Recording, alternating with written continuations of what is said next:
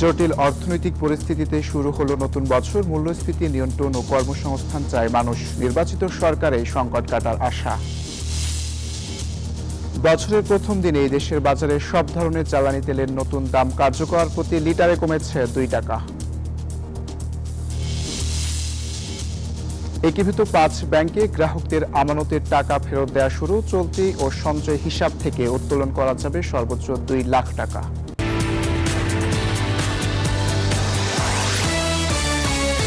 আমন্ত্রণ ব্যবসা বাণিজ্য আর অর্থনীতির সবশেষ খবর নিয়ে নিউজ 24-এর নিয়মিত আয়োজন বিজনেস টাইমে সকলকে স্বাগত। সাথে আছি আমি শাহরিয়ার অঙ্কুর। দেখছিলেন শিরোনামগুলো, এবারে বিস্তারিত। সংকটময় অর্থনৈতিক পরিস্থিতির মধ্য দিয়েই নতুন বছরে পা রাখল বাংলাদেশ। অমানিসার অন্ধকার কাটিয়ে নতুন বছরে দেশের অর্থনীতি ঘুরে দাঁড়াবে এমন প্রত্যাশা থাকলেও তা পূরণ হওয়া নিয়ে সংশয় আছে সাধারণ মানুষের মনে। তাদের আশা, নতুন বছরে মূল্যস্ফীতি নিয়ন্ত্রণ এবং নতুন কর্মসংস্থান তৈরি করবে সরকার। আর ব্যবসায়ী ও অর্থনীতিবিদরা বলছেন, দুর্বল অর্থনৈতিক প্রবৃদ্ধি সহ অর্থনীতির নানামুখী ঝুঁকি মোকাবেলা করা কঠিন। তবে নির্বাচিত সরকার আসলে তা অনেকটাই কাটিয়ে ওঠা সম্ভব হবে। বিস্তারিত জানাচ্ছেন রিয়া সুমন। অনেকটা টালমাটাল অর্থনৈতিক পরিস্থিতির মধ্য দিয়ে গেছে 2025 সাল। বছর জুড়ে রাজনৈতিক সংকটের পাশাপাশি দুর্বল অর্থনৈতিক প্রবৃদ্ধি, উচ্চ পর্যায়ে থাকা মূল্যস্ফীতি, উচ্চ সুদহার, বিনিয়োগ স্থবিরতা, নতুন কর্মসংস্থানের সুযোগ কমে যাওয়া এবং দারিদ্র্যের হার বৃদ্ধি, সব মিলে নানা অভিঘাতে জর্জরিত ছিল দেশের অর্থনীতি। তবে স্বস্তির জায়গায় ছিল বৈদেশিক মুদ্রার রিজার্ভ এবং রেমিটেন্সের উচ্চ প্রবাহ।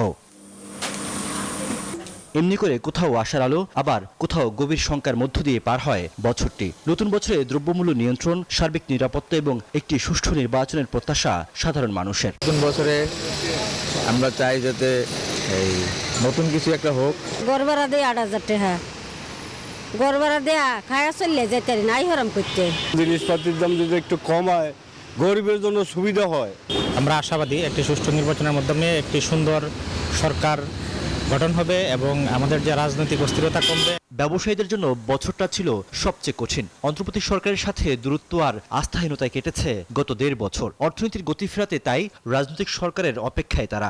এই মুহূর্তে আমরা এক কঠিন সময় অতিক্রম করছি, বিশেষ করে ব্যবসা, শিল্প, বাণিজ্য, অর্থনীতিতে। নির্বাচিত যে নতুন রাজনৈতিক সরকার আসবে, সেই সরকারের কাছেই আসলে আমাদের প্রত্যাশা। কারণ বর্তমান যে ইন্টারিম গভর্নমেন্ট, এই গভর্নমেন্টের সাথে গত 1-1.5 বছরে আমরা তেমন কোনো কিছু আলাপ আলোচনার মাধ্যমে কিছু আনতে পারিনি। তেমন হ্যাঁ, কিছু কিছু জায়গায় হয়েছে, বাট মেজর যে জায়গা, বড় আকারে যে জায়গাগুলি হওয়া উচিত ছিল সেইগুলি হয়নি। অর্থনীতিবিদরাও বলছেন, দুর্বল অর্থনৈতিক প্রবৃদ্ধি এবং স্থবিরতা কাটাতে প্রয়োজন নির্বাচিত সরকার। একই সঙ্গে অন্তর্বর্তী সরকারের সংস্কার উদ্যোগগুলোর ধারাবাহিকতা রাখতে হবে নতুন সরকারকে। এই বছরটি পুরোপুরি নতুন সরকারের দিকে তাকিয়ে থাকবেন সকলে, এবং যে ধরনের একটা অর্থনৈতিক স্থবিরতা বা এক ধরনের স্রোত প্রবৃদ্ধির মধ্যে এই মুহূর্তে রয়েছে, সেখান থেকে উত্তরণের প্রত্যাশা করাটাই নতুন সরকারের কাছে একটা বড় প্রত্যাশা থাকবে সকলের কাছে, সকলের। এবং সেই জায়গাটার ক্ষেত্রে গুরুত্বপূর্ণ হলো যে ধরনের ইতিবাচক সংস্কার কার্যক্রমগুলো অন্তর্বর্তী সরকার নিয়েছেন, সেগুলো যাতে অব্যাহত থাকে। নতুন বছরে নতুন সরকার রাজস্ব বাড়ানোর দিকে নজর দিতে হবে। একই সাথে বেসরকারি খাতের সাথে জড়িতদের সঙ্গে বসে স্বল্পোন্নত দেশ থেকে বেরিয়ে যাওয়ার পরিকল্পনা নিতে হবে বলে মনে করেন অর্থনীতি বিশ্লেষকরা। রিয়াদ সুমন, নিউজ 24, ঢাকা।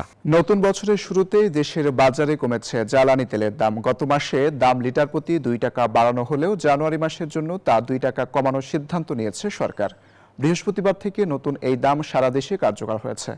প্রজ্ঞাপন অনুযায়ী প্রতি লিটার ডিজেলের দাম 104 টাকা থেকে কমিয়ে 102 টাকা, কেরোসিনের দাম 116 টাকা থেকে কমিয়ে 114 টাকা, পেট্রোলের দাম প্রতি লিটার 120 টাকা থেকে কমিয়ে 118 টাকা এবং অকটেনের দাম 124 টাকা থেকে কমিয়ে 122 টাকা করা হয়েছে। এই সিদ্ধান্তে স্বস্তি প্রকাশ করেছেন ভোক্তারা। দেশে প্রত্যেকটা জিনিসের দাম কমলেই প্রত্যেকটা মানুষের জন্য কল্যাণকর হবে। আরো বেশি রিডিউস করতে পারলে আরো ভালো লাগতো আর কি, ভালো হতো। তেলের দাম হোক, নিত্য প্রয়োজনীয় যে কোনো জিনিসের দাম হোক, এটা যদি দাম কমানো হয় তাহলে তো আমরা অবশ্যই স্বস্তির মধ্যেই থাকি। গ্রাহকদের আমানতের টাকা ফেরত দেওয়া শুরু হয়েছে একীভূত 5 ব্যাংকে। প্রাথমিকভাবে চলতি ও সঞ্চয় হিসাব থেকে সর্বোচ্চ উত্তোলন করা যাবে 2 লাখ টাকা। এর মধ্যে এই 5 ব্যাংকে দেওয়া হয়েছে প্রয়োজনীয় অর্থ। একীভূত ব্যাংকগুলো হলো ফার্স্ট সিকিউরিটি ইসলামী ব্যাংক, সোশ্যাল ইসলামী ব্যাংক, ইউনিয়ন ব্যাংক, গ্লোবাল ইসলামী ব্যাংক ও এক্সিম ব্যাংক। এদিকে 5 ইসলামী ব্যাংকের আমানত ফেরত দেওয়ায় সময়সূচি সহ সাধারণ আমানতকারীদের স্বার্থ রক্ষায় বাংলাদেশ ব্যাংক স্কিম চূড়ান্ত করেছে। মঙ্গলবার বাংলাদেশ ব্যাংক এক প্রজ্ঞাপনে স্কিমের বিস্তারিত জানায়। প্রজ্ঞাপন অনুযায়ী চলতি বা সঞ্চয় হিসাবে 2 লাখ টাকার বেশি জমা থাকলে পরে প্রতি 3 মাস পর 1 লাখ টাকা করে সর্বোচ্চ 7 লাখ টাকা উত্তোলনের সুযোগ পাওয়া যাবে। তবে এ শর্ত কিডনি ডায়ালাইসিস ও ক্যান্সারে আক্রান্ত রোগীদের ক্ষেত্রে প্রযোজ্য হবে না। টাকা উত্তোলনের ক্ষেত্রে ব্যক্তি আমানতকারীরা অগ্রাধিকার পাবেন। দেশের বাজারে দ্বিতীয় দফায় কমল স্বর্ণের দাম। এবার স্বর্ণের দাম ভরিতে কমেছে 2741 টাকা। এখন থেকে প্রতি ভরি 22 ক্যারেটের স্বর্ণ বিক্রি হবে 2,24,182 টাকায়। আজ থেকে সারা দেশে নতুন এ দর কার্যকর হবে। বুধবার বাংলাদেশ জুয়েলার্স অ্যাসোসিয়েশন এক সংবাদ বিজ্ঞপ্তিতে এ তথ্য জানায়। এতে বলা হয়, স্থানীয় বাজারে তেজাবি স্বর্ণের মূল্য হ্রাস পেয়েছে, ফলে সোনার দাম সমন্বয়ের সিদ্ধান্ত নিয়েছে বাজুস। নতুন মূল্য অনুযায়ী 21 ক্যারেটের 1 ভরি স্বর্ণের দাম কমে 2,14,034 টাকা, 18 ক্যারেটের 1 ভরি স্বর্ণের দাম 1,83,416 টাকা এবং সনাতন পদ্ধতির 1 ভরি স্বর্ণের দাম 1,52,857 টাকা নির্ধারণ করা হয়েছে। এদিকে অপরিবর্তিত রয়েছে রূপার দাম। বছর শেষের 2 দিন আগেই 30 ডিসেম্বর পর্যন্ত চট্টগ্রাম বন্দর দিয়ে কন্টেইনার পরিবহন ছাড়িয়েছে 34 লাখ TEU, যা গত বছরের তুলনায় প্রায় 4% বেশি। বছরের ভিত্তিতে এই সংখ্যা বন্দরের ইতিহাসে সর্বোচ্চ। দেশের মোট কন্টেইনার পরিবহনের প্রায় 99% প্রধান ও সমুদ্র বন্দর ব্যবহার করে সম্পন্ন হয়। চট্টগ্রাম বন্দরের তথ্য অনুযায়ী 2025 সালের 30 ডিসেম্বর পর্যন্ত বন্দর দিয়ে 34,02,762 TEU কন্টেইনার পরিবহন করা হয়েছে। এর আগে সর্বোচ্চ রেকর্ড ছিল 2024 সালে, যখন 32,75,627 TEU কন্টেইনার পরিবহন করা হয়েছিল। চট্টগ্রাম বন্দরের মূল জেটি, কমলাপুর কন্টেইনার ডিপো ও পানগাঁও নৌ টার্মিনাল এই হিসাব দিয়েছে। এতে আমদানি, রফতানি, পণ্যবাহী ও খালি কন্টেইনারও অন্তর্ভুক্ত। চট্টগ্রাম বন্দরের পরিচালক ওমর ফারুক বলেন, বছর শেষের একদিন আগেই কন্টেইনার হ্যান্ডেলিং ছাড়িয়েছে 34 লাখ TEU। এটি ইতিহাসের সর্বোচ্চ। 3 দিন পেছানোর পরও এখনও পুরোপুরি প্রস্তুত নয় বাণিজ্য মেলা। বৃহস্পতিবারও চলছে স্টল ও প্যাভিলিয়ন নির্মাণ কাজ। তবে স্টল মালিকরা বলছেন, 3রা জানুয়ারি উদ্বোধনের আগে সম্পূর্ণ হবে কাজ। তাদের মতে মেলায় সময় পেছনোয় সুবিধা হয়েছে তাদের। কার্টুন থেকে বের করা হচ্ছে সিরামিক পণ্য, থরে থরে সাজানো হচ্ছে ডিনার সেট, পণ্যের গায়ে আবার লাগানো হচ্ছে দাম। বাড়তি সময়টা কাজে লাগিয়ে দোকান সাজাতে ব্যস্ত দিল্লি অ্যালুমিনিয়াম স্টলের বিক্রেতারা। আমাদের প্রিপারেশন পুরোপুরি আমরা রেডি, প্রস্তুত। ইনশাল্লাহ 3 তারিখ উদ্বোধন হবে। আমরা আশা করছি ভালো একটা মেলা আমরা পাবো। 2 দিন পিছিয়ে গেলেও এখনো প্রস্তুত হয়নি অনেক স্টল ও প্যাভিলিয়ন। চলছে নির্মাণ কাজ, কোনো স্টলে আবার চলছে রঙের কাজ। তবে শনিবারের আগেই পুরোপুরি প্রস্তুত হবে বলে আশা দোকানীদের। যেহেতু 3 তারিখে শুরু হবে, 3 তারিখ থেকে আমরা সেল করতে পারবো আশা করতেছি। 3 দিন বন্ধ থাকাতে আমাদের মেলাটা আর কি সাজাতে গুছাতে একটু ভালো হয়েছে সময় আমাদের। एक्सपेक्टेशन अच्छा ही है, इस बार भी बहुत अच्छा होगा, पिछली बार भी बहुत अच्छा हुआ था। To hope now it will be nice this month. We have come from Kashmir for this purpose. এদিকে মেলা শুরু না হলেও মেলা প্রাঙ্গণে দেখা মিলছে দর্শনার্থীদের। 2-1 ক্রেতা স্টল ঘুরে করেছেন কেনাকাটাও। কয়েকটা স্টলে ঘুরলাম, ভালোই দেখলাম জিনিসপত্র, অ্যান্ড আমরা কিছু জিনিসও কিনেছি। পুরোপুরি যখন সাজানো হয়ে যাবে নিশ্চয়ই আরো বেশি জাঁকজমক লাগবে। শনিবার মেলা উদ্বোধন করবেন প্রধান উপদেষ্টা ডক্টর মোহাম্মদ ইউনূস। 6টি দেশের 11টি প্রতিষ্ঠান সহ মোট 324টি স্টল এবং প্যাভিলিয়ন নিয়ে সাজানো হয়েছে এবার মেলা, যা চলবে প্রতিদিন সকাল 9টা থেকে রাত 9টা পর্যন্ত। তবে সাপ্তাহিক ছুটির দিনে মেলা চলবে রাত 10টা পর্যন্ত। মেলায় আগত দর্শনার্থীদের সুবিধার্থে টিকেটিং এর ব্যবস্থা রাখা হয়েছে। দর্শনার্থীদের টিকিট মূল্য 50 টাকা এবং 12 বছরের কম বয়সী শিশুদের জন্য 25 টাকা নির্ধারণ করা হয়েছে।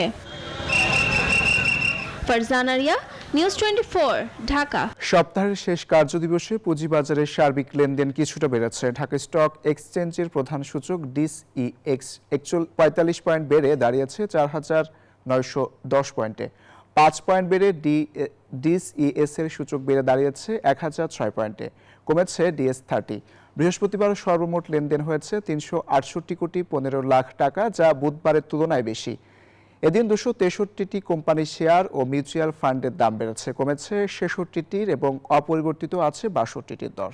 মিরপুর 1 দারুসালাম রোডে এসি ওয়ার্ল্ড ইলেকট্রনিক্সের নতুন শাখার উদ্বোধন করা হয়েছে। আধুনিক ও নির্ভরযোগ্য ইলেকট্রনিক পণ্যের সমাহার নিয়ে এই যাত্রা শুরু করল এসি ওয়ার্ল্ড ইলেকট্রনিক্স। অনুষ্ঠানে বক্তারা বলেন, এসি ওয়ার্ল্ড ইলেকট্রনিক্স গ্রাহকদের জন্য মানসম্মত পণ্য, ন্যায্য মূল্য এবং বিক্রয়োত্তর সেবার নিশ্চয়তা দেবে। প্রতিষ্ঠানটি এসি, ফ্রিজ, টেলিভিশন সহ বিভিন্ন ইলেকট্রনিক পণ্য নিয়ে যাত্রা শুরু করেছে। গ্রাহক সন্তুষ্টিকে সর্বোচ্চ গুরুত্ব দিয়ে এসি ওয়ার্ল্ড ইলেকট্রনিক্স আস্থা ও বিশ্বাসের প্রতীক হিসেবে গড়ে উঠবে বলে আশা প্রকাশ করেন সংশ্লিষ্টরা।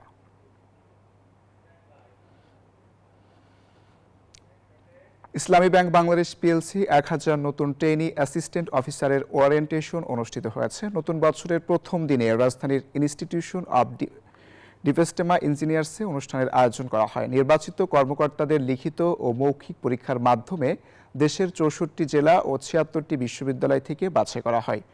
ব্যাংকের chairman professor doctor M Zubaidur Rahman নতুন কর্মকর্তাদের ব্যাংক খাতের উন্নয়ন এবং আধুনিক ইসলামী ব্যাংক ব্যবস্থাপনার নেতৃত্ব দিতে আহ্বান জানান। অনুষ্ঠানে ব্যাংকের ঊর্ধ্বতন কর্মকর্তারা উপস্থিত ছিলেন। আর এই ছিল বিজনেস টাইমে এখনকার আয়োজনে। এতক্ষণ সাথে থাকার জন্য সবাইকে ধন্যবাদ।